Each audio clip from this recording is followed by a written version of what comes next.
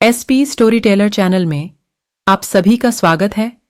आज मैं आपके लिए लेकर आई हूं एक कहानी जो कि है वृद्ध आदमी के बारे में। आदमी बहुत ही अधिक ज्ञानी है।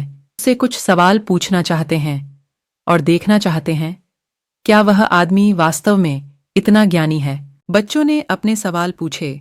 अब देखना यह है कि क्या आदमी इन सवालों के जवाब दे पाता है। आखिर क्या थे ये सवाल, इस कहानी से हमें क्या सीख मिलती है। तो चलिए शुरू करते हैं अपनी इस कहानी को। अगर आपने इससे पहले की कहानी जिसका नाम है डर की सच्ची झलक नहीं देखी है तो उसे भी जरूर देखें। एक कहानी एक वृद्ध आदमी की है जो पर्वत पर अकेले रहता था।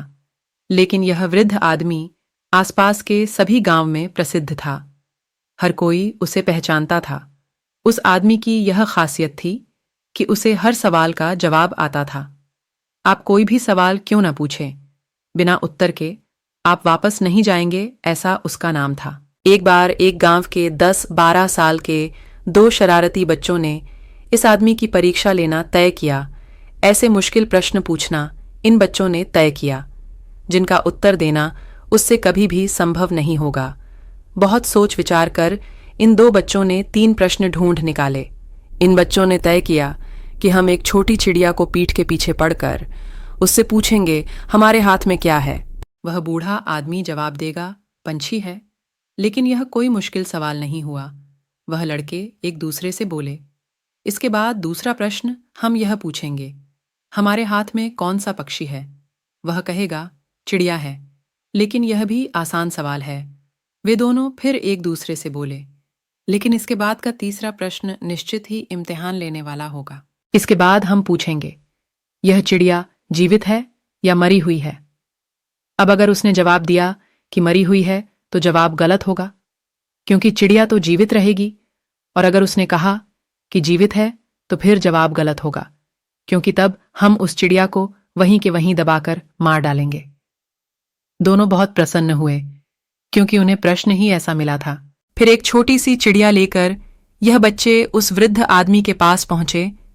तयशुदा तरीके से पीठ के पीछे हाथ रखकर उन्होंने पहला प्रश्न पूछा हमारे हाथ में क्या है। उस आदमी ने तुरंत बताया पक्षी है। उत्तर सुनकर बालकों को अचरज नहीं हुआ। उन्होंने दूसरा प्रश्न पूछा कौन सा पक्षी।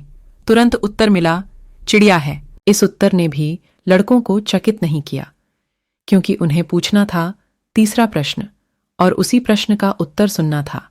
फिर लड़कों ने पूछा हमारे हाथ की यह चिड़िया मरी हुई है या जिंदा है। पहले 2 प्रश्नों के उत्तर देने वाला वह अनुभवी आदमी इस बार थोड़ा सा रुका, शायद सोचने के लिए। फिर बोला वह तुम्हारे हाथ में है। वह वृद्ध आदमी अनुभव से बोल रहा था।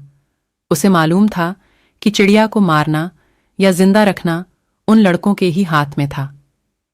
इस कहानी से हमें यह सीख मिलती है कि सब कुछ हमारे ही हाथ में है।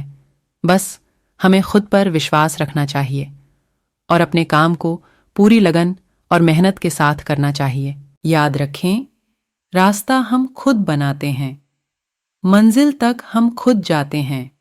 आ जाए यदि रास्ते में कोई अड़चन तो उसे पार भी हम खुद कर जाते हैं।